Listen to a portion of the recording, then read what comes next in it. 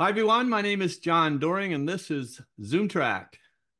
Good afternoon, N-Scalers, and welcome to the March 2024 edition of NRail's ZoomTRAK.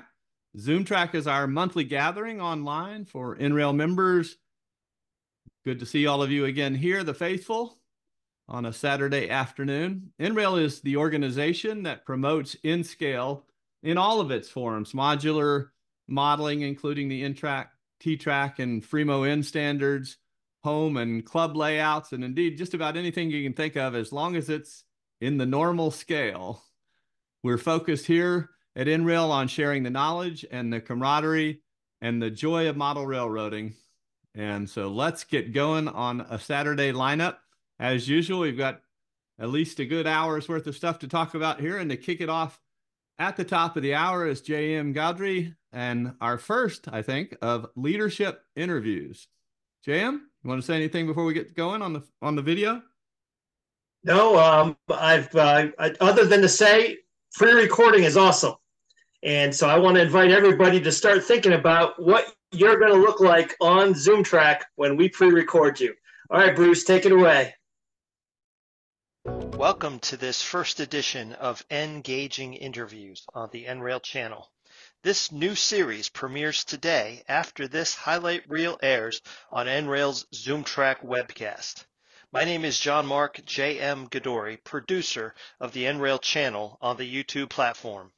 Today, our very first guest on Engaging Interviews is a man so well known he hardly needs an introduction, but he certainly deserves one. Bruce Alcock, past president of NRail, currently serving the board as a director and the secretary, the producer of this ZoomTRAK, and the editor emeritus of the NRail newsletter, and the webmaster at nrail.org. Bruce resides in Oklahoma and models railroads with the OK NRail. Bruce, welcome aboard the NRail train. Thank you, JM. First off, how did you first become so involved in this organization now known as NRail? When the national NMRA national was coming to Boston in '86, I contacted Jim Fitzgerald and said that I was willing to organize the N-Scale portion of that convention. And in fact, we did. We managed to pull it off somehow, considering the fact that the hotel had renovations going on, and the convention ended up setting up layouts in a parking garage, which made for leveling modules interesting. And that's how I really got to know Jim at that point. Later on, I understood that they were looking for a new webmaster, and I told Jim I had some experience with computers and volunteered. And so I became the new webmaster for N-TRAK. At that point, the organization was called N-TRAK. So I worked with Jim on moving the newsletter. Then, or in 2013, I got a call from Jim, and I was at work, and that was unusual for him to call at that time, and he was in the hospital. And he was very concerned about being in the hospital and trying to get out the latest issue of the newsletter. So at that point, I started working with him fairly, almost daily, talking with him about what needed to be done and how we could make sure that the next issue of the newsletter came out. And I think he was in the hospital for about a month or so, and then he died. Wow. So there is the N-TRAK organization minus its leader. And since I've been involved with Jim and got to know the caretaker, arranged for a group of us to come out, attend his funeral, pick up N-TRAK records, and basically keep the organization going. 2013, I kind of took over as president, and one of the first things I did was basically announce my resignation for 2 years after taking office, because I thought at this point we needed to start getting some leadership changes regularly. And so it actually took about 4 years before John Wallace took over. And my next question is, tell us about your why. Why are you so attracted to 1 to 160 scale? And why are you so engaged in so many facets of the hobby? You know, I actually, my father was a model railroader, and I grew up in early years a household where a layout was being built in the basement. My father also happened to be an airline pilot, and he was coming home. He was flying home on a trip with Pan Am from Africa, and the plane crashed. And at 4 years old, I ended up losing my first model railroad experience. Then in college, I had a chance to. I went to school in New York City, and there were all kinds of wonderful hobby shops there, and so I had a chance to see a lot of what was being introduced to the hobby, including N scale. And I'm not sure what attracted me to it, but there was something there that just grabbed me. Went out to Arizona and unfortunately found out about the Sun and Sand Club a little bit too late, but then moved to New Hampshire. In New Hampshire, I ran into a guy by the name of Larry Hopp. The two of us built NRail modules and decided that what we needed was to, two modules really don't produce much of a layout. So we put out a call for other N scalers and created an organization that exists today called Northeast NRail.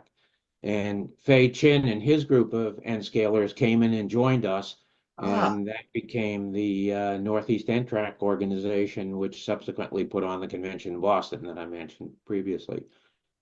Wow. Do you remember what your scenery was? Describe that module to us. I don't remember much about that. That particular module. I know that my first module after that was a corner, because we decided that it's great to have straight modules, but if you want to have a layout, the first thing you need is our corners, 4 corners. And so we ended up building 4 corners so that regardless of who showed up or didn't show up, we would always have the minimum amount for a layout. That module had a rock quarry on the mountain division. It had a mountain division. It was a 4-footer and a 4x4, and it was a bear to transport. Have you just been holding out on us on your scenery, or what have you worked on scenery-wise? Actually, I'm working on a lubricant plant, which is similar to Citgo has a lubricant plant in Oklahoma City. My interest in scenery is more industrial, because my real interest at this point is in operations. So, would you say that you are more of a freelance guy or a prototype guy? Probably I lean more towards the prototype, simply because I like to have justification for cars that are on the layout. And right. What is it that you really love about 1 to 160 scale? Well, I think one of the things I like is the amount of operations you can get into a limited space. How do you describe your local club to new prospects? One of the things I find most satisfying about my model railroad activities is when I do get to share with somebody else, let them see something, help them out, run a clinic, and they can learn something new or hone their skills, whatever. I think that's probably one of the most important aspects of the hobby for me. Model Railroad Club membership is the perfect try before you buy program. In fact, our club has equipment. We bought equipment, and we have DCC engines. So if somebody wants to try it out, ideally it'll be a club. You can join it maybe for a year and say, all right, I'm going to join this club for a year and see how that works out. And you get to experience the hobby. What projects are you working on right now, or that you have planned for the near future? Promoting the mini dioramas. We find that that's a way of getting the kids involved. We're not charging for these. We're basically making them available. It's just, one per child. Come in, get them involved, and hopefully we'll get some new members out of this. The question is, how do you balance your 1-to-1 scale real world life commitments with model railroading objectives? How do you get it all done, Bruce? Well, that's a good question. I would say with sometimes with great difficulty. We live on 10 acres and we got some chickens, and in fact we had some goats at one point, although the only remaining goats are now in the freezer. But This question, I can't wait to hear your answer to this one. Now take that time machine forward 10 years from now. What do you dream the world of N-scale modular model railroading will look like in the year 2034? great question, Jim. Great one. And what I envision is that. All right, Bruce. Well, I want to thank you for engaging the NRail audience today. To see today's full interview with Bruce Alcock, head over to the NRail channel on the YouTube platform.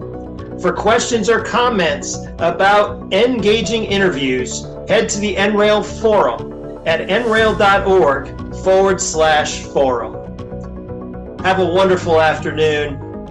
Go NRail. I see how this is going to go, JM.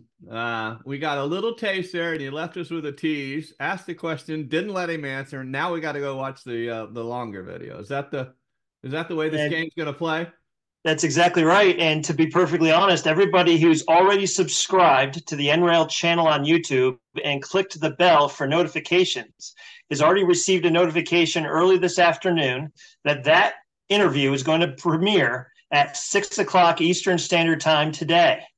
So if you'll go over to the channel after ZoomTRAK is over, you will see that it's got a little timer. It's letting you know it's not ready just yet, but it's 6 o'clock sharp. That full interview will begin. And I'm going to tell you, we just got truly the highlights out of that interview.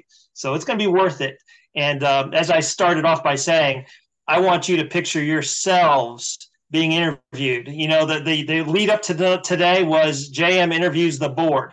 Well, Bruce is just one member of the board, and we're going to see, I hope in this series, a lot of very familiar faces over the next few months. But what's going to be behind that, these are going to be examples for what we're going to look at, talking to you face to face about what you're working on in model railroading. I can't wait to see it happen. Well, that's really great, Jean-Marc. And yeah, there's some interesting people on the board, but there's a lot more interesting people on the line here and in the larger organization. So hopefully we'll get you a pipeline of interviews to keep you busy for a while. Well, thank you so much for that. Yeah, you don't get much of a sense from a quick 10 minutes what an impact Bruce has had on this organization and the history of NTRAK. And I can just say I'm a personal beneficiary because, as you can see, I've got my Northeast NTRAK shirt on, and I wouldn't even own one of these if it hadn't been for Bruce Alcock.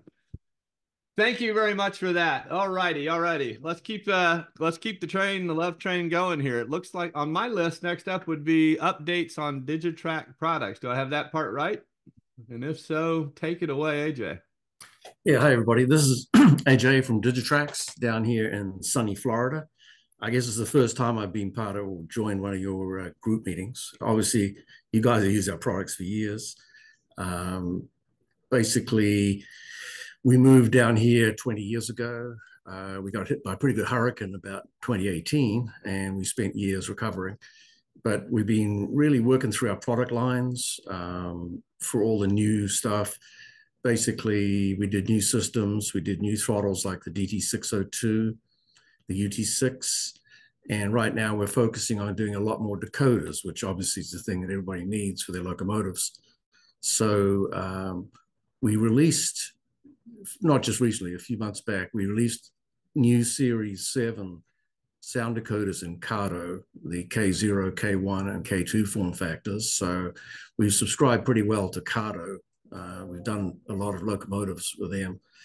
The next thing we're working on coming up fairly soon is a bunch of Atlas decoders and sound. So we've been a little slow in getting those out of the gate, but we'll make up for that. We'll have a lot of new things coming. So basically, we've been working down here.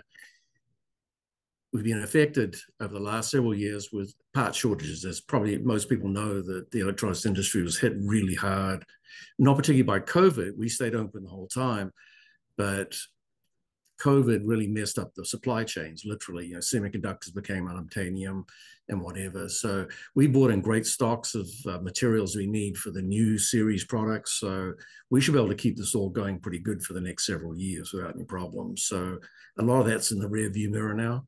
And right now we're just executing a lot of new designs and a lot of new products for you guys in particular. So that's kind of what I have. We'd have a few other announcements coming up in the next 2 to 6 weeks. I can either come back and go through them. Some of you may know about the Cardo decoders, the Series 7, some may not. So that's something new. And obviously, if you want to find out what we're doing, the best thing is to go to our website, digitrax.com. That's pretty up to date and has a lot of stuff on it. And then obviously for people who do Facebook, you can follow us on Facebook and see a lot of current stuff that Zana does. So we have quite a presence in the digital world, literally in the media type world. So that's us. So that's about what I have for now. I don't need to ramble on and use up too much time. If you've got questions, I'd be happy to handle those. Yeah, AJ, this is John. I have one, and we haven't pre-rehearsed. So tell me if this is not okay. But I'm curious. I can certainly appreciate the supply chain issues, and that puts you in a kind of a always sort of catching up all the time sort of thing, and especially after the hurricane impact you had. Does that? The question I had was sort of, if I were to look out 5 years, is there a lot of things that you're thinking about that are continued evolution of this technology that are out ahead of this, or is it mostly about sort of executing on the kinds of things that we all have some familiarity with right now? And again, if that's not a fair question, but I'm just curious what the future of. Well, I think from my like perspective, Zana would have a marketing perspective. I have a technical perspective, but basically, we'll be doing more of the same and basically stepping our products up into the Series 7, which is another generation of decoders and stuff. We've done that with our stationary decoders, our DS74, the SE74. There's a bunch of different products that go around the layout that we call Series 7. And particularly the Series 7 are all software updatable in the field, which our Series 7 decoders, mobile decoders, can do going forward. And so I think there'd be evolutionary, probably not so much revolutionary. We'll do a few more cool products in the near future. But I think it's going to be more of the same, just to keep the industry supplied with the toys you guys want. Your equipment works. That's what we aim to do. There's plenty of it right now, for sure. It occurred to me early this morning when I was looking at something that, today when you see pictures of modules, it's just as likely or even more likely that the picture is going to be what's below on the bottom of the module as opposed to what's on the top. So, a big part of this hobby is, what's underneath, right? The electronics, the wiring, all that kind of stuff. So it's just interesting how the kinds of things that you have done have impacted what model railroading is all about in just a really, really important way. So I certainly appreciate it. We've seen a real an evolution, really, from pure DC operation, three lines, to running more and more of the lines in digital, because it's more, I guess it gives more people a chance, more democratic, to run a lot more trains in the same amount of time. Once you set up a layout, you can get a whole lot more activity with digital. So we have obviously a bias for that direction. It doesn't mean that the DC side is dead. I mean, the DC stuff is fine. It works good. But we obviously have the perspective of trying to give people more operational. So we see both the N-TRaK type club arrangements, which give you huge layouts and camaraderie, plus people in scale in their basement. I mean, people do some wonderful layouts in their dioramas and basements. Fantastic. It's always kind of getting to me is I do a lot of operations weekends, and a lot of guys live and swear by the old UT4 simplex throttles. Those things are like gold on the black on the secondary market. And not that I'm all for new technology and finding the new stuff, but if you got something good, Have you ever thought about going back and reissuing some of the old stuff that is tried and true, and you don't have to think about the new stuff? As we get older, like me, sometimes thinking about the new stuff gives me headaches. Well, yeah, the UT4 radio, UT4R simplex was actually quite a heck of a little throttle. I mean, a lot of people are very keen about it. It's interesting that we did the UT6, which is in the same form factor, and it's a little different, but it's actually, I think, a lot easier to use. It's a lot more user-friendly.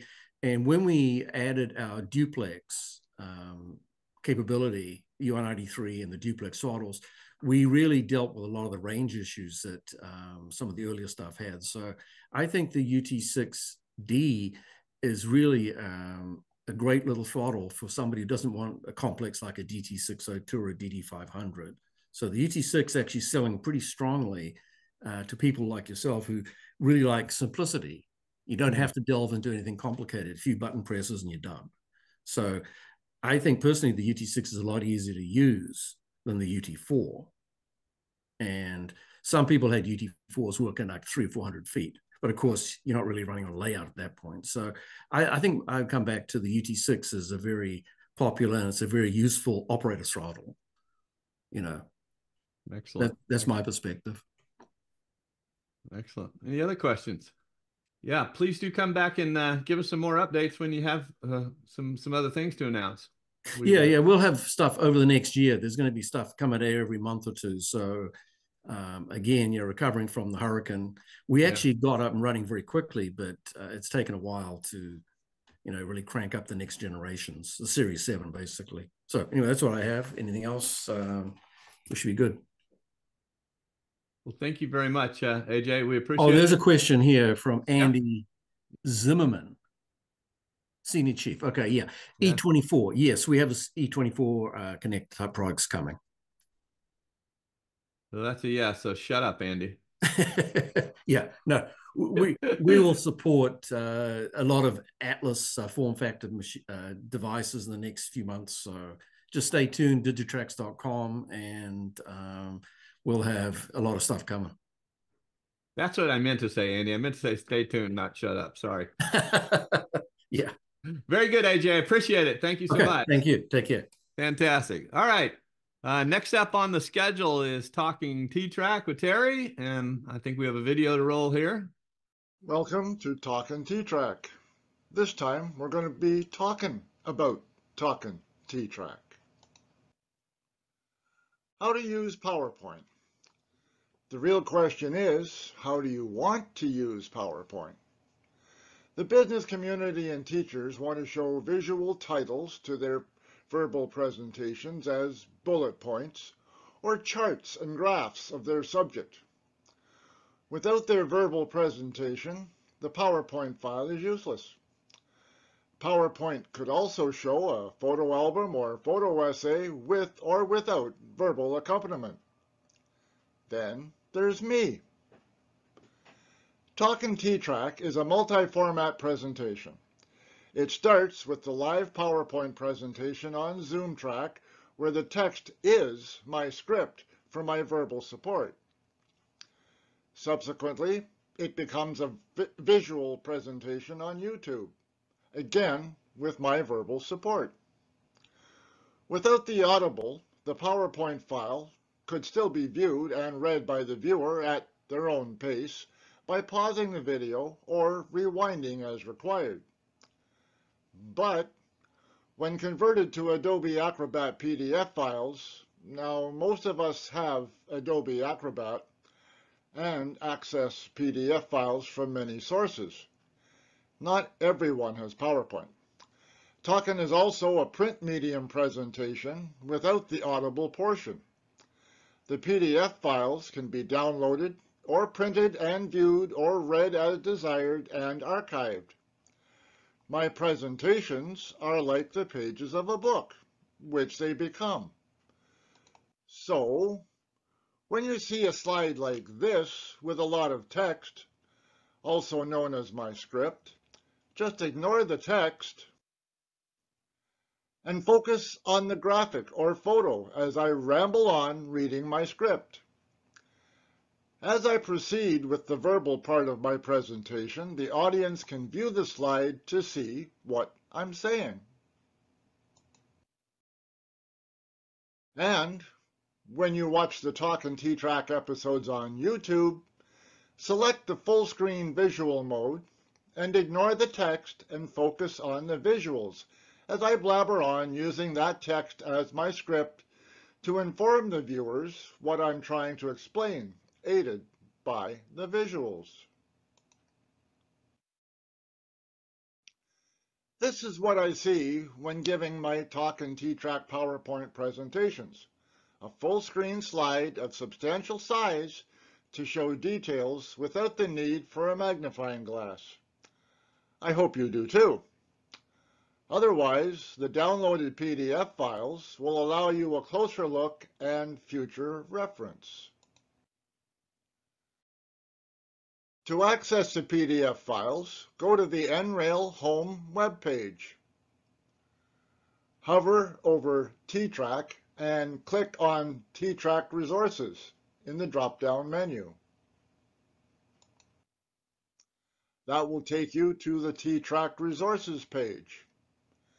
Scroll down to the Talkin T-TRAK list and click on the title you wish to view. Open the Talkin T-TRAK file of choice. Select Fit to Page and Landscape Orientation on your printer and print out full-page pages of slides you can study and dissect all you want and save for future reference at any time. Unfortunately, some of my presentations are too long or complicated to be properly presented in the 10 to 20 minutes I'm allowed in a ZoomTRAK production. In those cases, the PDF files are the best way to fully explore and view the Talkin presentations. In such circumstances, I advise the ZoomTRAK audience at the time. After 2 years, I thought you might like to know who you're dealing with. That's me at what is now my Thunder on Rails show. I'm a lone wolf model railroader with no club affiliation in the northwestern Ontario bush. It's a long day's drive to be with any other T-TRAKers or be part of the nearest model railroad show. Thanks for watching. Fantastic. Fantastic. Yeah, hopefully some of you will look at that and think about it and see yourself another step or two down the road towards presenting something yourself. We certainly have people around who can help with the production of that. So if you have ideas, photographs, a story to tell, starting with Jean-Marc, but others, we can sort of help you get that into a place where you can share it with a group here. So that's fantastic. I don't know, Terry, are you on the line? Is there anything else you'd like to add? I was once told in a seminar by a seminar I gave in Toronto by a fellow from Northern Ontario, told me that you could get in your car and if the roads would take you there, you could drive further going north from Toronto than you could going south to Miami. I did not believe that at the time, but when I got home, I got my globe out and looked at that and said, you know what? That's just about possible. It is a long, long, long way up into Northern Ontario. All right, let's see. Where are we? We're about right at the bottom of the hour here, and we're ready for kind of the last installment here of today's session, and that would be Steve Todd coming back to share more with us on DCC EX. Yeah, and Steve, I don't know how long you have planned to go, but remember that right around the top of the hour, wherever we are, we'll stop for a minute and do the poll at the end of the session, and then if you have some more, we can keep going after that. But okay, take it away. All right, thank you very much. I set a timer for 20 minutes, so okay. Hopefully I'll be able to finish in that length of time. All right, my goal today is to finish the presentation I started last week or last couple of months ago, I guess it was, where I did a lot of talking and showed some PowerPoints. This time I'm going to actually show you what it takes to build one of these DCEX devices. It's fairly easy. I'm going to be holding a lot of things in front of the screen, so just bear with me as I try to make that clear, as clear as I can on my laptop screen here. But basically, if you want to hear the why and the how, go back and see the link. I have mstevetodd.com/C3 is the link to the slides are there, the video, a link to the videos there, and then all these parts that we're talking about, there's a link to where to buy them there as well. So hopefully I'll get a chance to show you that before I finish. But let's get started. Let's jump right into it. Okay, first thing you need to be able to build this thing is a set of boards, of circuit boards. The first of which is the Mega, by a company called Elegoo, is the one I'm using. No matter how I hold that, it's still upside down. So basically, this is a Mega. The most important piece on here for our purposes is actually that thing. It's a USB connection, and then these little holes that are in this connector here, that I'll show you some pins to go into them in just a moment. That's the two things you worry about. Everything else on here, including the power connection there, can be ignored for the purposes of building this. The second gadget that we need is a motor shield. And again, I'm not going to talk about what the motor shield is for, but basically it has the pins on it that will go into those holes that I pointed to just a moment ago. And then it also has these 4 connections, these green devices here, that are for the track outputs. There's 2 track outputs on the standard motor shield. Call them track A and track B, just for simplicity. I'll show you some more about that. And then there is yet another power connection here, and this one does matter. That connection is actually the track power coming from some sort of a power converter. I have a 15 volt, 3 amp. Yeah, 15 volt, 3 amp power converter here that's linked. I'll be using it. It has this connector on it that is basically going to go into that little hole that I just pointed to in a second. So bear with me for just a moment. My power cord is across my desk, and I'm going to plug this in so I don't forget to do it later and wonder what the heck happened. So, all right, so I've got power. The last of the 3 things that we need, and we're going to put together here in just a moment, is some sort of Wi-Fi connection. In the past, I've used a Mega that had Wi-Fi on it. There are some gotchas with that, so this is a little easier to use.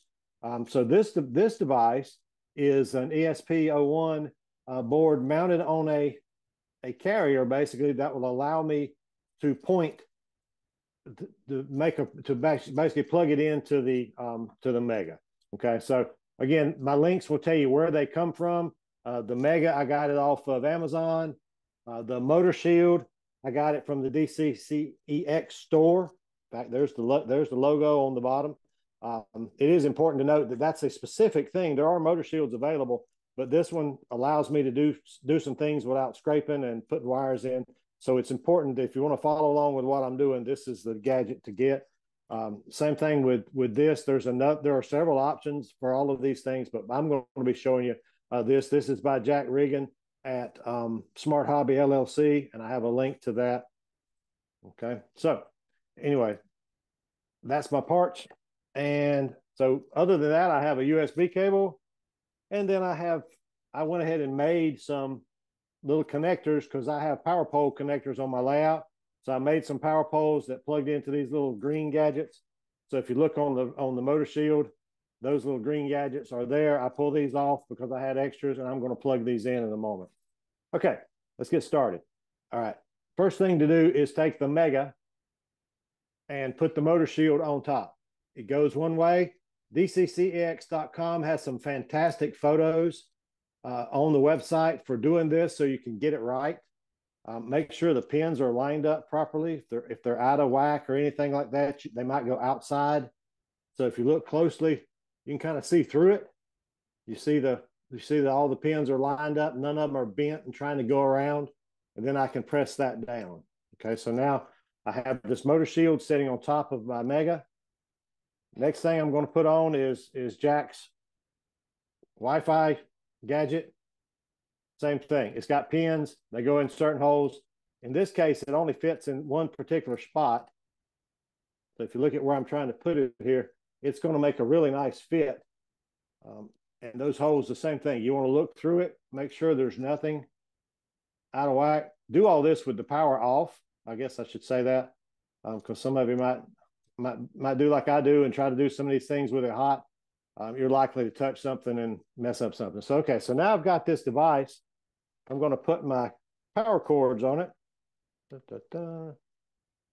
this. And that's this. Okay, so now I've got this. So now basically at this point, I have a DCCEX hardware that's ready to put power to it. So again, using this DCCEX motor shield, I can plug in to the top hole, not the bottom hole. Hold it up so I can show you more carefully. Put it in the motor shield, not down here. Okay, and I do that, plug that in. Okay, and then now I've got track power and programming track if I set up a certain way, and we'll talk about that. And then I need to plug in my USB cable. Okay, so now I've got a lot of gadgets all hooked together there, and you can see the connectors. You can see the USBs connected. These two track outputs are available to me. Power is coming from this, and I've got green light on the power supply. And that's as far as I've gone at this point. So that is the hardware. Okay, and I only took a couple of minutes to show you that, so that's great. Now, my plan is to plug that USB connection, just a regular USB cable that's on the end of my gadget, plug it into my computer, because the DCCEX devices have to be programmed. They have to have the programs written and compiled and then plugged in, and then we're able to download them. Okay, so let me go up here and start this. Okay, so, all right, last time I talked about the DCCX installer. I'm going to share my screen. Hopefully you guys can see that screen. All right, so there's this program on the DCCEX.com website called the EX installer. And it is designed, I'll close it because I opened it before I did that. Basically, I'm just opening this program. No magic to it. While it's coming up, this screen that you see here, the web page that's up is the page I talked about, the /C3, which has these links in it. So, okay, I've got the installer. You can read this verbiage, but basically what we're going to do is just kind of follow it through in a very simple manner. I'm going to manage this. Basically, it needs to download some software the first time. It'll take a few minutes. I've already done that. And then I'm going to scan for devices, and we have a problem because my device is not showing up. So let me unplug this. I'm going to try plugging it in again, because if it doesn't show my device, this is going to be pretty much a crash of a live demo.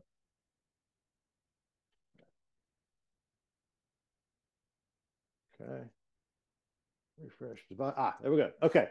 So all I did just then, because you couldn't see me frantically working, is I unplugged it and plugged it back in. And I got this option here. Basically, I'm telling the program exactly which device is attached. And it looks out there and it sees that it's a Mega, and it says I want to download to that. So I'm choosing that option. I'm going to select the product to install. I'm going to pick the EX command station. That's the actual name of the software. And then there's some choices here. Latest production. It takes a long time for these production versions to get changed. So I would recommend you go to latest development. That is very well tested and runs in a lot of places before it ever makes it to that stage. So choosing development is not as scary as you might want it to be. And then I go forward to the next screen, which has a lot of things on it. The things I'm choosing, I need to select my motor driver. Again, I bought the EX8874 Shield from DCCEX. So I'm going to choose that. I want Wi-Fi for my purposes. So I'm going to say I have Wi-Fi because I put the card on there. And I'll probably show you that just while we're here. Okay, so Wi-Fi options. I'm telling it to create an access point. I could click this and I could enter my home Wi-Fi or my layout Wi-Fi, and put that information in there. But for our purposes today, I'm going to choose to let the device actually create its own access point. All right. And then the track manager config is the option where I actually tell it that I want main, I want regular DCC, and the programming track is on track B. Other options are to make them both DC. That's a good option if you have a DC layout and want to still use the Wi-Fi and some other cool tools through that, so you can make that change. But main and prog, we're going to basically leave it like that, which is where we were when we got here. Go back to the general tab. A lot of other things we can choose, but I'm trying to keep it simple so I can show you how this works. Okay, and then I'm going to hit load. What it's doing now is it's actually compiling those options that I just gave it, and there could have been a lot more put into that. Could put rosters, I could put turnouts, I could put a lot of things, but you build all that into it at the front on the computer, and it compiles it, and then it sends that program over to the Arduino. That's not something you come back and do later unless you just want to repeat it and you step on what you had. So you basically just do it again. It's obviously not very difficult to do, so you're not losing anything by repeating it. This is the longest part is actually downloading it. So right this moment, the program has compiled and it pushed it over to my Mega. Okay. All right. On this screen, very important button that's very handy is this device monitor. If I want to see a list of the actual commands that are going back and forth between this Arduino and my computer at the moment, then I run that. So you see these messages scrolling by. They've highlighted very, very helpfully. They've highlighted a couple of them.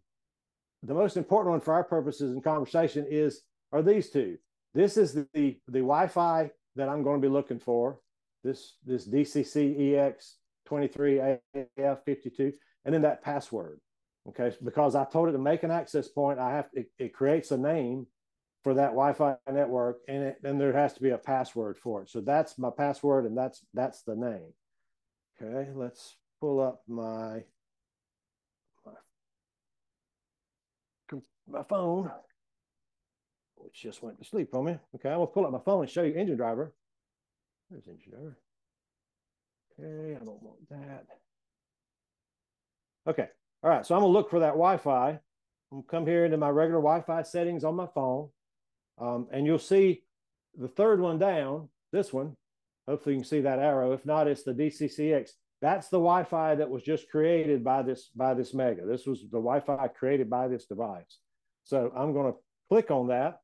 It's going to ask me for my password, and my password literally are those characters that you see beside it, that PASS. So I'm going to type that in, _23AF52. Case matters. So I have to have the uppercase PASS and the lowercase AF. In my case, yours will be different. Your password and your Wi-Fi name will be different, but it'll be the same concept. And then I hit connect. Okay, and as soon as this comes up and it's connected, basically what has happened is my phone is now attached to the Wi-Fi on that Mega, on my device I just created. So let's pull that up. This message will come up on a lot of phones. It'll say, I can't reach the internet. You're just telling it, I'm okay with that. I don't want you to reach the internet through this device. So I'm opening Engine Driver. Of course, that's my favorite little app to use. And there you can see that Wi-Fi is available to us in the discovered servers. So I click on that and it goes in here, and basically I now have a connection to my layout. If I had plugged this into my actual track, I could toggle the power.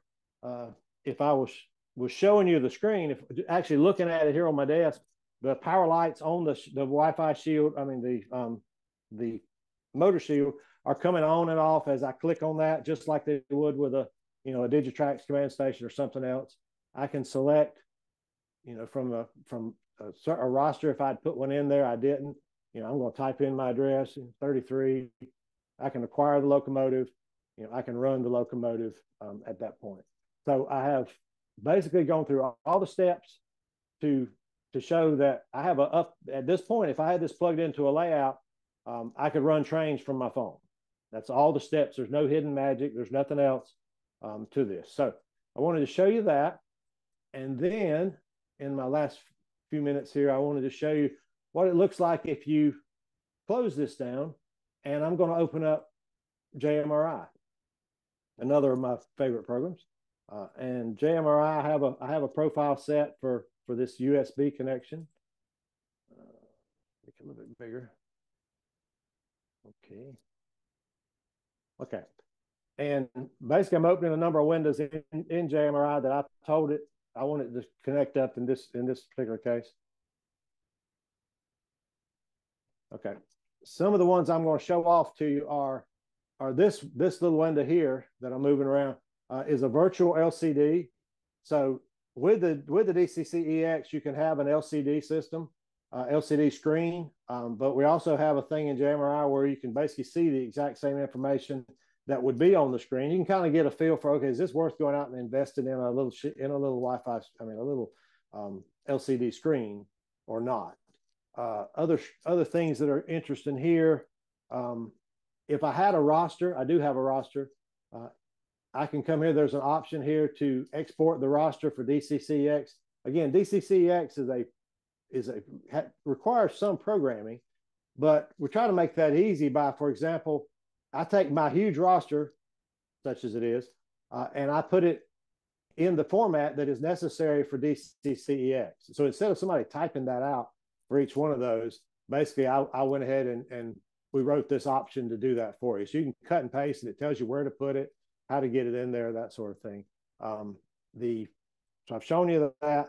The programming track, if I was to go to the programming track in the roster and try to program a locomotive, that on the right screen, if I was to try to program this locomotive for the programming track,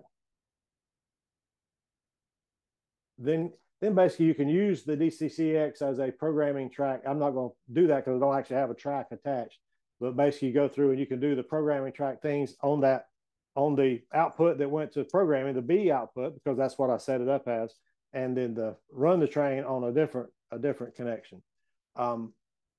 That connection, that's actually pretty fast. I was hoping AJ would still be on here. We need to look at changing JMRI's connection to Digitrax to increase the speed. A good while back, we changed the DCC-EX connection to be much faster with the connection to read the locomotives by basically taking the thing that we thought the value was and checking that first instead of starting at 0 and running up through the numbers each time. So it can be up to 10 times faster than programming on some other system when using the DCC-EX. A number of people, and one of my recommended situations is, even if you have your layout running Digitrax or NCE, is maybe invest in putting together one of these DCC-EX devices just for the programming track and get a feel for just what does it take and how handy is it. And it's small enough, as you saw me holding it in my hand, it's small enough you could attach it literally to the board, to the thing you're carrying with you to a show or carrying with you to your friend's house.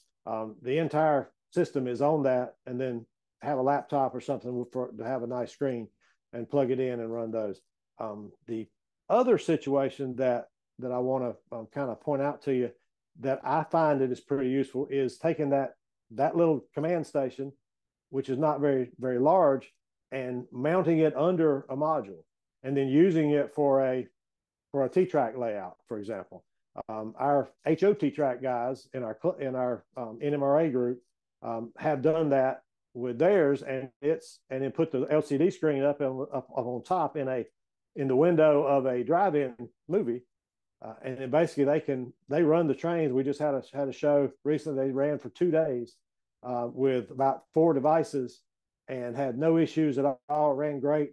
The guys doing it aren't computer guys at all, but all they knew is they could bring their pad and pull up Engine Driver and connect to that Wi-Fi, and then they were running trains. The board itself was completely concealed and hidden up under one of the modules.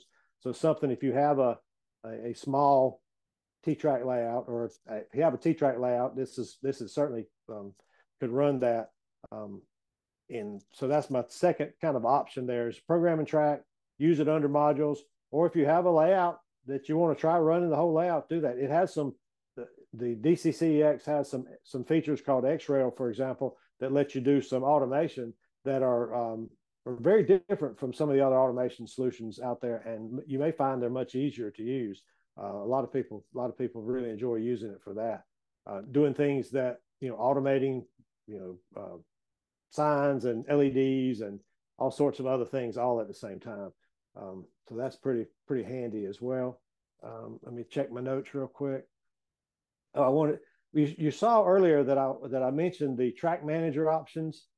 Those can also be done on the fly. If I pull up this screen, this is in Engine Driver again. Basically, I can change at runtime. I can change that track B from a programming track to be a DC track. I can hit set, and now that's actually, if I had a T-TRAK layout, for example, with a separated mains, one of them could be connected to that, and then I could have a DC, and the other one I could run the DCC. So you got options there to let you do that. Now the downside is it won't save that from Engine Driver, but you saw before I had a screen in the initial configuration where I could specify that, and I could pick that to make it stick. So if you want to do it on the fly, you can do it in Engine Driver or in a tool called, or an app called EX Toolbox. But this is gives you an idea of some of the power, some of the flexibility that exists when you're doing these things, and the command station is software. It's smart. Let's see. I think that's all I want to show you on that. So I'm going to stop the share and come back to that. And again, I want to show you this, my device again. Let me put it back to DCC. Okay. All right. So again, if I'm looking at this command station here, I'm clicking in Engine Driver. I'm clicking my power button, basically on my phone. So you see the two lights coming on. I'm basically hitting power on both of those.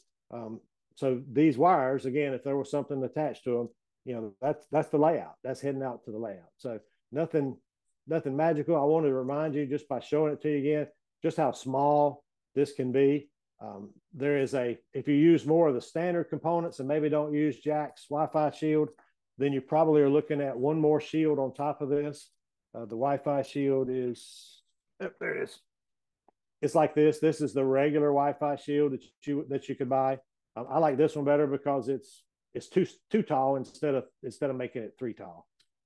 But that's kind of up to you. So let's see, what else can I show you? I think that's it. I think I'll stop talking for a second and give you guys a chance to ask questions. I've got a couple of them here, Steve. Okay. Let me just see what's the maximum amperage that can be used with the motor board. I don't know what the maximum is you want to pour through that motor board. Obviously, the amperage comes from the power supply, not from the board itself. Each board, I think, has different. I am not a hardware guy, so you could probably look on the DCC EX site and find that out. But people are running the outdoor layouts with it. They're running G scale. They're running a lot of stuff. I don't. There's somebody running. Some layout that's got 500 locomotives on it. I doubt it, but could that be done? What you can do, particularly as they move forward with the technology, is chain these motor shields. The software itself can handle, I believe, up to 8. So you have 8 times 2. That's 16 districts. Each one of those districts can have its own amperage limit. I don't know that you want to put 10 amps through an N-scale locomotive ever. That's a bad idea. So there are limits there, but I am not the person to ask that question, unfortunately. So. Okay, no, that's all right.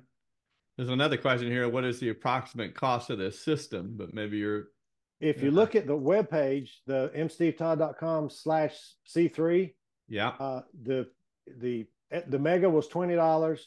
That motor shield from the DCCX store was $40. The Wi-Fi was $15, and the power supply was $13. Smart Hobby LLC will actually put one together for you and test it and ship it to you for $85. Okay. So I would call $85 a pretty good estimate on what the price point is. There you go. And for those of you who want to go to that website, it's mstevetodd.com. Right. And then /C3. C3. So the page on the site is C3 because this is the third time I've done this kind of clinic. So okay. That's in the chat for those of you who can scroll over to the chat if you want to get more information there. Okay. And if you lose that, then just ask one of us and we'll hook you up. Right. What was Steve? If you were making a sort of the 30-second elevator pitch to somebody who was interested, how would you describe sort of what are some of the advantages? Why would I lean into and want to use a system like this versus something else? The fact that it's software based and the people working on the software all the time, constantly, it's an open source project, first of all, open source software. I'm a big fan of open source software. I don't have a 30-second pitch on open source software. No, that's all right. I put you on the spot here a little. That's a 30-minute pitch. But basically the idea is that this thing gets better all the time. Yeah. There's more features added. There's more capabilities. There's people that are adding, I2C buses. I don't know what that is, but it seems very interesting. And they talk about it a lot on the site, on the different groups. Having the ability to take a DC layout, like my son-in-law, I probably mentioned this. He has a little loop around the ceiling of his office, and he has one locomotive on there. And this thing is small enough; it just sits up on the shelf with it. Run the 2 wires to the track, and he can use his phone, his Android or iPhone, whatever he's got, and immediately be able to run trains with that, with nothing else involved. There's not multiple pieces of hardware here involved in this. I gave him one. I put it together and gave it to him. So you got to kind of want to be a little bit of a tinkerer. You got to want to be able to mess with boards. Obviously this board I'm looking at is a naked piece of electronics. You got to certain people would not think that was appropriate to put on their layout. Because it is just a naked piece of electronics. You can buy cases or 3D print yourself a case. Those kind of things are possible. But the small size of it to me lends itself to be able to be used with modular layouts very easily. You could hang this from the bottom of one of my. I have a bin track layout. I could easily take this and pin it to the bottom of the layout if I chose to put it there. The capabilities, the ability to come along and if, for example, this is a servo shield that's standard equipment in the Arduino world. Each of those little 3-wire pins you see there is a servo connection. So there's 16 servo connections on there. The ability to take this gadget, which I think is $11 or $12, and immediately you got servo control because the software in this, and I'm not going to stick it on there on my card, but you would park it on top of this again in that same sort of orientation, provide power for the servos, and now you've got this whole new world you jumped into, that the software in this DCCEX can handle the servos without any additional piece of hardware. I use Digitrax on my layout, and I use the quad LN S's, the boards to run my servos, and I love it. And it's great for programming, and I don't have to touch anything. But there's a certain cost or certain idea behind. Okay, I'm buying commercial hardware. I'm buying commercial level software. This is something else. This is a way to kind of do it yourself sort of thing, and save a little bit of money. My son-in-law, for example, would not have spent $500 on his control, but yet he was willing to spend $85. I guess is another. So price is an option. Flexibility is a big option. Do it yourselfishness, I guess, would be an option for certain kinds of people. Open source software, you're not locked in. That's a fourth option. So very good. I have a quick question for Steve. This is AJ Digitrax. Are you there? Yeah, AJ. Yeah, you had a request to do something, I believe, with JMRI to do with speed. I just caught the end of it. Oh, certainly. Go ahead and send me an email if you wish. I will be glad to do that. I will be glad to do it. I'll point that out to you, because that's something that when I was listening to you talk, I realized that I had never done that. So I need to make you aware of that option. So, Steve, so my question is when you compare like using an RPi system with your image on it to the DCCEX, is a DCCEX just more versatile, more robust, and just has a more capability? Is that No, they're not really overlapping. The Pi cannot generate a DCC wave, or no way. Right. No one's come up with yet. So it cannot be the command station. Right. by itself. It runs JMRI very well, and that's kind of what my image does. Is it makes it easy to get JMRI up and running, but there's got to be something plugged into the Pi, a Digitrax system or an NCE system or a DCC-EX system. All of those are plugged in through the USB connection, and that's how JMRI running on the Pi talks to this. There are something like Dakota Pro is never going to run on DCC-EX on that Arduino hardware. Arduino is not capable of doing multi-threaded kind of things. It's a very dedicated processor. And this piece of software does a fantastic job, but it can only go so far. It can't throw up a big GUI and show you a lot of fields and let you program your lock sound V5 and all that kind of thing. That's a job for a computer with a little more with threading, basically, which would be the Pi or a PC. So does that make sense? They're not the same. They don't overlap a lot. Right, but my big concern was, with the DCC-EX, if you're running trains and you're running signals and you're running, other things off of it, and it seems like it would have a limited, based on my experience, would have limited current handling capability.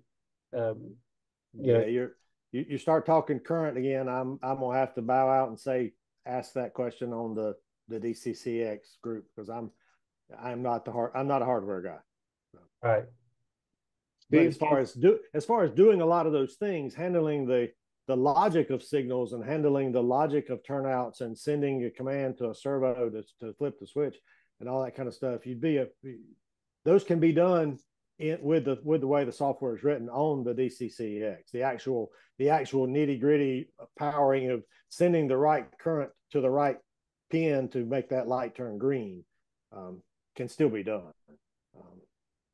There's not a limitation there. There's more of a memory limitation there, is what I've seen from other people when they start having issues, is the Mega only has so much memory. Newer Arduino replacements don't have some of those limitations, so some of those things get a little bigger. I don't know how big a layout a DCCX system could run. I'm not advocating you go replace your layout that has 700 turnouts and 1,000 locomotives. It's probably not appropriate for that. Steve, right. How do you provide support? The support is provided on the Discord group. There's also a Facebook group. There's also that's probably the two that I see the most traffic on.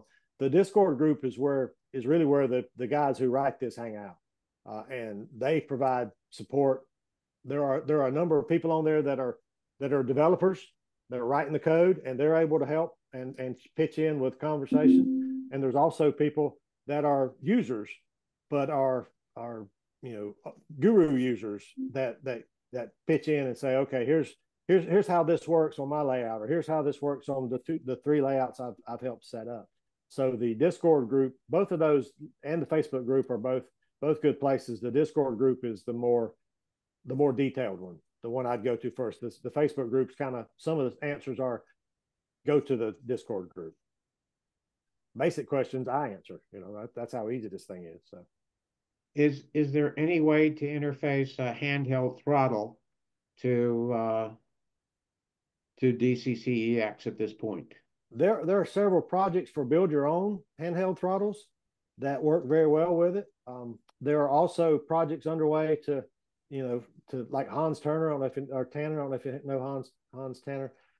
He has a device that will interface LocoNet devices to DCC-EX. So it's another piece of hardware in the chain, and I'm not familiar with it, but there is that option if you want to try to use your Digitrax throttle, for example.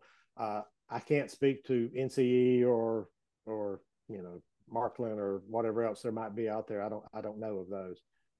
But obviously it's not there has to be something interfacing that. There has to be some right. device, some program, some hardware to make that happen there. Did that answer your question? Yes, thank you. Any others? Anybody else? Steve, thanks again. Okay. I think now that we have the two parts and they're there in the video form to go back and look at, Yeah. I should give people the whole story, huh? I hope so. I hope the two kind of go together and make sense to you. I hope you also were, even though I didn't do a great job of holding this in front of the camera, this is not hard to put together. This is now literally click and play. I didn't scrape anything. I didn't jumper anything. I just plugged some boards together. That's all I did. Well, I never want to, kind of underestimate my ability to screw something up that's supposed to be easy, but well, we appreciate it. Buy two of everything, and then when you burn up the first one, you can. They're cheap enough, right? They're cheap enough. Get some extra parts. Right. Well, thanks again. We appreciate it, and we appreciate you all showing up today on a Saturday afternoon. And we will see your smiling faces back here in another month.